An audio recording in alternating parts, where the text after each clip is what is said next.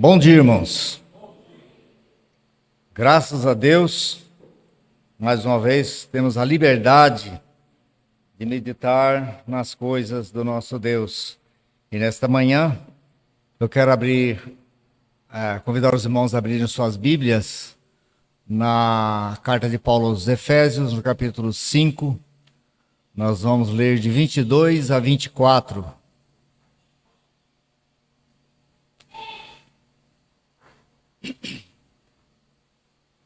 Efésios 5, de 22 a 24.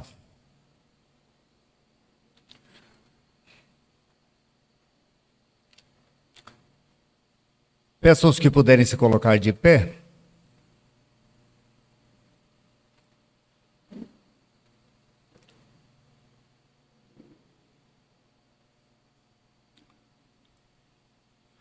Diz assim a palavra de Deus: Vós, mulheres, sujeitai-vos a vossos maridos como ao Senhor, porque o marido é a cabeça da mulher, como também Cristo é a cabeça da igreja, sendo ele próprio o Salvador do corpo.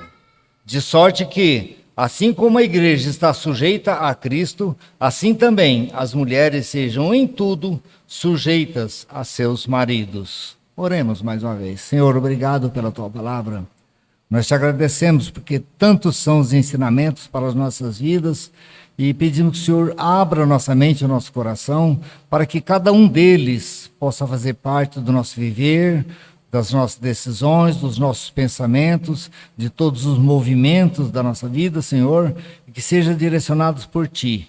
Pedimos, Senhor Deus, que o Senhor esteja abençoando a cada um de nós, para que sejamos verdadeiros, sinceros e coerentes na Tua presença, pela Tua palavra. É o que nós te pedimos em nome de Jesus. Amém. Podem se assentar, irmãos. Vós, mulheres, sujeitai-vos a vossos maridos. O texto anterior, do versículo 21, está dizendo para toda a igreja: sujeitai-vos uns aos outros. Ele diz assim: sujeitai-vos uns aos outros no temor do Senhor. Então, toda a vida do crente, ela é pautada pelo temor de Deus. Tudo aquilo que fazemos, tudo aquilo que pensamos, todas as nossas decisões, tudo aquilo que nós queremos trazer para a nossa vida como nosso modo de viver, deve ser sempre pelo Senhor, vindo do Senhor, no temor do Senhor. E aqui o nosso texto está colocando para nós o desejo que deve ter o crente, que é de servir uns aos outros. A subserviência nem sempre no mundo é colocada como uma coisa boa, porque por essas coisas muitos abusam de poder, abusam das autoridades, abusam de todas as coisas. Mas a palavra de Deus está conclamando um povo para que seja um povo unido no mesmo propósito, que seja unido no mesmo objetivo, de que todas as coisas que façam seja para a glória e honra do nosso Deus. É uma característica própria do crente servir, ser obediente, ser maleável, né? De forma que se possa lidar e a pessoa ceder quando é necessário. E é da natureza do crente a posição de servo. Somos servos uns dos outros, mas Deus estabeleceu regras, Deus estabeleceu condutas para cada pessoa, para que possa servir da melhor maneira possível. O servir, o cooperar, o atender, deve fazer parte da vida de todo aquele que crê. E principalmente também o obedecer. Então a palavra de Deus nos diz que essa é uma disposição que se dá pelo simples fato do crente querer ser útil nas coisas de Deus. E todas essas coisas, elas começam desde as coisas menores da nossa vida. Desde as nossas menores decisões, tem que estar presente o desejo de querer ser útil, de querer ser obediente, de querer ser verdadeiro, de querer andar segundo a ordem e os mandamentos de Deus, cooperar, atender, obedecer. Então, o crente, ele carrega essa natureza, a natureza do próprio Senhor Jesus. Em Filipenses, no capítulo 2, diz assim, verso 5 ao verso 8, diz assim: de sorte que haja em vós o mesmo sentimento que houve também em Cristo Jesus, que sendo em forma de Deus, não teve por usurpação ser igual a Deus, mas fez a si mesmo de nenhuma reputação, tomando a forma de servo, fazendo-se semelhantes aos homens. E achado em forma de homem, humilhou-se a si mesmo, sendo obediente até a morte, e morte de cruz. Então, quando nós pensamos em obedecer, quando nós pensamos em servir, quando nós pensamos em nos submeter a alguma autoridade que Deus nos colocou, olhemos para o Senhor Jesus. Ele é o grande exemplo. Em todos os ramos, todos os movimentos da nossa vida, Jesus é o nosso exemplo. Ele é o parâmetro para todo aquele que quer servir a Deus, para aquele que quer ir para o céu. Essa disposição se dá pelo simples fato de que o crente está engajado na causa de Deus.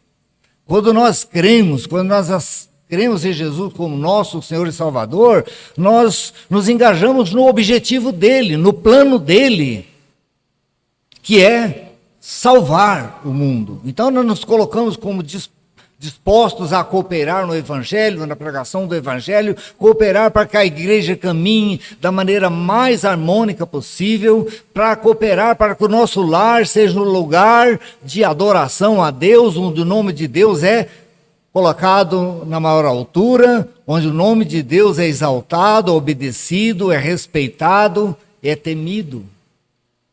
Então, a posição do crente é uma posição que é um espelho para o mundo. Mas nós sabemos que pela natureza humana, aqui e ali, nós vamos encontrar oposição em todo lugar. A natureza humana tenta sobressaltar, né, diante de todas aquelas regras que é colocadas para elas.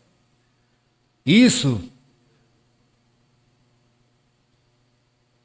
não diz para nós que se algum de nós tem alguma autoridade, temos autoridades que é dada por Deus, nós devemos usar isso para oprimir.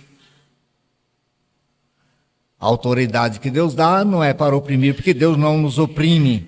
Ele requer de nós apenas obediência. Ele diz, sujeitai-vos, no verso 21, sujeitai-vos uns aos outros.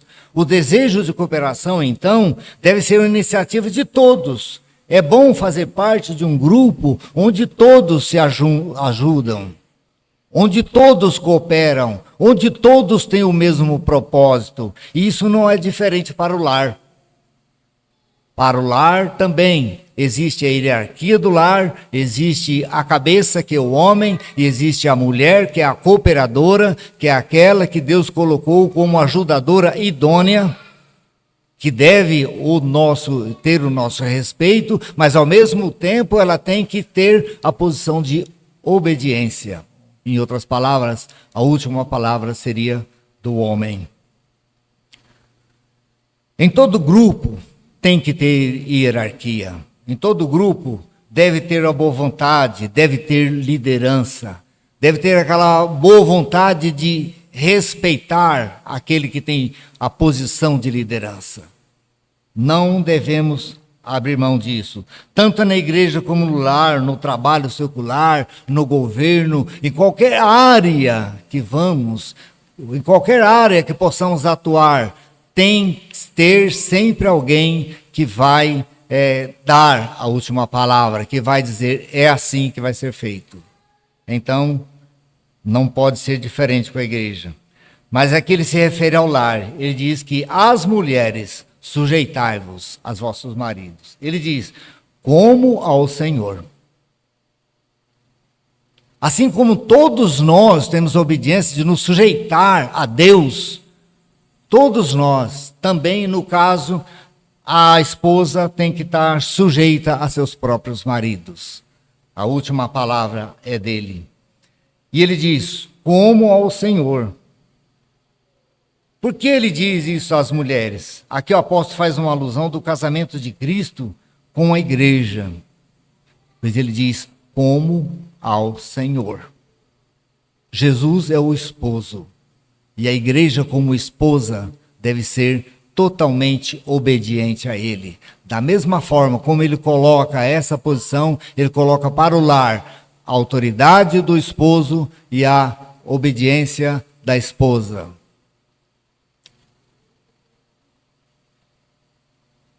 Aqui o apóstolo tem colocado para nós essa alusão ao casamento, para que fique claro para nós que o casamento é uma instituição de Deus, que ele dá exemplo como da igreja. Se na igreja, como servas de Cristo, como esposas de Cristo, temos que ser literalmente, totalmente obedientes à palavra dele, à decisão dele, aquilo que ele falou que deve ser, assim também as esposas devem se sujeitar a seus próprios maridos. Vamos pensar por que a igreja deve ser sujeita ao Senhor. Sujeição é sempre do mais fraco para o mais forte. É sempre de alguém que é protegido para o que o protege. O esposo tem a obrigação e o direito de guardar sua esposa, proteger sua esposa, sustentar sua esposa, manter o lar, dar seguridade para a esposa. O esposo tem que ser o líder, porque ele é aquele que é o mantenedor, ele é aquele que vai cercar a casa com todos os cuidados para que aquilo seja uma empresa que dá certo. Para que o lar seja um lugar onde é bom de se viver. O esposo vai dar condição à esposa para que ela tenha tranquilidade para cuidar dos filhos, administrar o lar, cuidar das coisas, dos afazeres do lar, baseado na segurança que ela recebe do marido, de que está presente e está atento às necessidades do lar e que não faltará recursos para que esse lar caminhe da forma mais correta e perfeita possível, dentro do alcance das limitações de cada um. Então, assim como nós estamos sujeitos a Cristo, que nos provê de tudo que precisamos para a nossa caminhada aqui na terra ainda, devemos estar sujeitos a Ele, porque sabemos que Ele provê tudo que a igreja precisa. Ele é o Salvador. Ele não se negou a se oferecer na cruz. Ele não se negou a ser o braço estendido. Ele não se negou a atender a necessidade nossa quando nós chegamos carregados de pecado, caminhando para o inferno, sem direção no mundo, nos aproximamos dele e ele estava com os braços abertos, pronto para dar salvação e proteção. Da mesma forma, o lar, o marido é o guardião da casa, é o cuidador da casa, é aquele que provê tudo que é necessário para que a casa caminhe bem. Ou em outras palavras, palavra mais materializada, né, dizia, ele é o administrador da família. A casa é a mulher que administra as coisas, os afazeres domésticos, ela que decide como vai ser, como vai fazer, mas a administração do lar como um todo é do marido, portanto a última palavra é dele. Por que a igreja deve estar sujeita ao Senhor? Porque não pode haver dominação do menor para o maior. Porque não pode haver dominação daquele que é mais fraco para o que é mais forte. Então, sempre vamos estar sujeitos a Cristo. Somos nós submissos a Cristo e à sua vontade, mas alguém poderia inferir, não se pode comparar uma submissão a Cristo como o caso do matrimônio. Mas o nosso texto diz claramente: sejam submissos a vossos maridos como ao Senhor.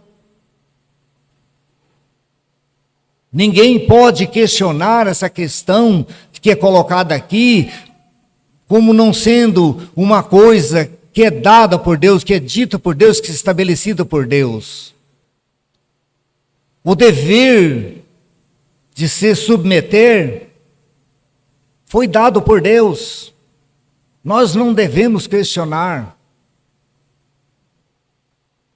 Como ao Senhor, é necessário que haja ordem, é necessário que haja hierarquia, é necessário que haja posicionamento correto em qualquer âmbito da vida, em qualquer lugar.